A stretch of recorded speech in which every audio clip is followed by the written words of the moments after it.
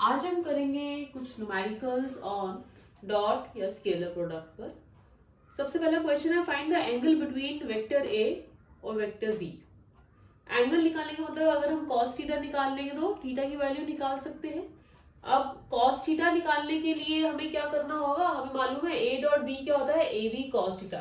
तो मतलब cos theta क्या हो जाएगा, a डॉट b की value divided by magnitude of vector A और मैग्नीट्यूड ऑफ वेक्टर बी। तो इसके लिए हमें पहले क्या करना होगा, मैग्नीट्यूड ऑफ वेक्टर ए निकाल लेते हैं। मैग्नीट्यूड का फॉर्मूला क्या हो जाएगा, अंडर रूट ए एक्स का square that is 1 plus A Y का स्क्वायर वो हो जाएगा 4 प्लस ए जेड का स्क्वायर फिर से हो जाएगा 1। सो ये आ जाएगा under root 6 under root B x square bx square will be 1, by square will be again 1 and bz square will be 4. So this will become equal to 6. और अगर मेरे को a dot b करना है तो remember I dot I gives 1, तो ये आ जाएगा यहाँ पर -1। फिर j dot j करेंगे तो ये आ जाएगा +2 और फिर k dot k करेंगे तो माइनस माइनस हो जाएगा +2। तो ये आंसर आ जाएगा 4 minus 1 that is 3।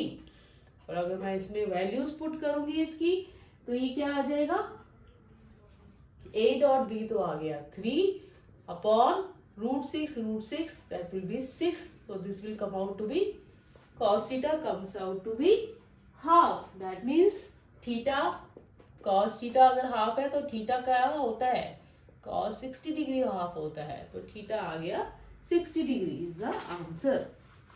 अब नेक्स्ट क्वेश्चन है कि हमें लैम्डा की वैल्यू निकालनी है सच दैट वेक्टर ए और वेक्टर बी जो है वो परपेंडिकुलर हो। अगेन ऐसे क्वेश्चंस में बड़ा आसान होता है, ये ध्यान रखना कि हमें मालूम है अगर दो वेक्टर्स परपेंडिकुलर होंगे तो cos थीटा दैट इज उस केस में cos 90 डिग्री हो जाएगा 0। तो a डॉट बी उनका स्केलर प्रोडक्ट क्या आना चाहिए, दोनों वेक्टर्स का 0 होना चाहिए। तो अब इसमें ये वैल्यूज पुट करो, a डॉट बी निकालो, 2 4 8 आ गया -2 और ये आ गया लैम्डा -2 लैम्डा -2 और 1 आ गया -2। This has to be equal to 0 which means 8 -2 आ जाएगा 6। तो 2 लैम्डा इज इक्वल टू आ गया 6 या this implies lambda is equal to 3 is the answer. Next question, find the power. जब हमें दिया क्या हुआ है, फोर्स दिया हुआ है न्यूटन्स में, वेलोसिटी दी हुई है मीटर पर सेकंड में, पावर निकालनी है इन वॉट्स। अगेन बेटा याद रखना पावर का फॉर्मूला क्या होता है एक्चुअल में, एफ डॉट वी। ठीक है, ये फॉर्मूला कहां से आया, वर्क डन से। वर्क डन का फॉर्मूला क्या था, एफ डॉट एस डिस्प्लेसमेंट। ठीक है, अब ये आ गया एफ डॉट वी, तो दोनों का डॉट प्रोडक्ट कर लो वेक्टर्स का। 7 यहाँ का आई कंपोनेंट तो 0 है, छोड़ दो, 7 0 0 हो जाएगा। अगेन यहाँ जे कंपोनेंट नहीं एग्जिस्ट कर रहा। नेक्स्ट आ जाएगा 6 into 6 multiply by 4 that will give you the answer 24 watts. This is the answer, simple.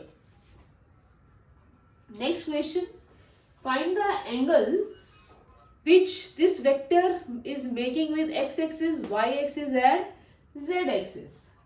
अब इसके लिए क्या करोगे आप, हमें ये मालूम है कि suppose alpha is the angle जो x एक्सिस के साथ बना रहा है, beta is the angle which is makes with y axis and suppose gamma is the angle which it makes this vector a makes with z axis. तो हमें ये मालूम है कि अगर एक्स एक्सिस से अल्फा बना रहा है तो ए एक्स कंपोनेंट क्या हो जाएगा, ए कॉस अल्फा। ठीक है, similarly you can find out A Y, अगर वाई एक्सिस का वो बीटा एंगल बना रहा है तो ए वाई क्या हो जाएगा, ए कॉस बीटा।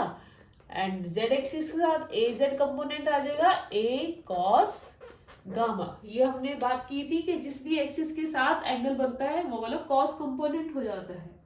ठीक है ना, अब इन सब में ही हमें पहले तो ए निकालना है। ए मतलब वेक्टर ए का मैग्नीट्यूड। ठीक है, वो क्या आ जाएगा, अंडर द रूट 5 का स्क्वायर 0 is 0 and 5 का square. So this comes out to be 5√2. Alright. अब simply put in the value and find out. कैसे? cos alpha क्या हो जाएगा? cos alpha में आ जाएगा ax. ax क्या दिया हुआ है? 5 upon magnitude of a, that is 1/√2. 1/√2 का मतलब अल्फा की वैल्यू क्या हो गई? 45 degree.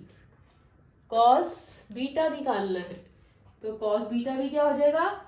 ay upon a. ay क्या है? 0. This implies what would be beta? Beta is equal to cos 90 degree is 0.